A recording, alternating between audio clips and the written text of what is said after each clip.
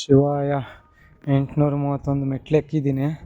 ಎಕ್ಕಿದ ತಕ್ಷಣ ನಮಗೆ ಇಲ್ಲಿ ಆನಂದವಲ್ಲಿ ಆಲಯಂ ಶ್ರೀ ಸ್ವಾಮಿವಾರಿ ಭಕ್ತರಾಲು ಅಂದರೆ ಶಿವನಿಗೆ ಭಕ್ತರು ಇವರು. ನಮಃ ಶಿವಾಯ,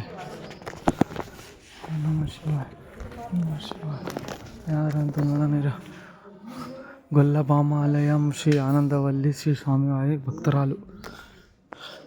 ಯಾರಂತ ನೋಡೋಣ. ಇವರೇ.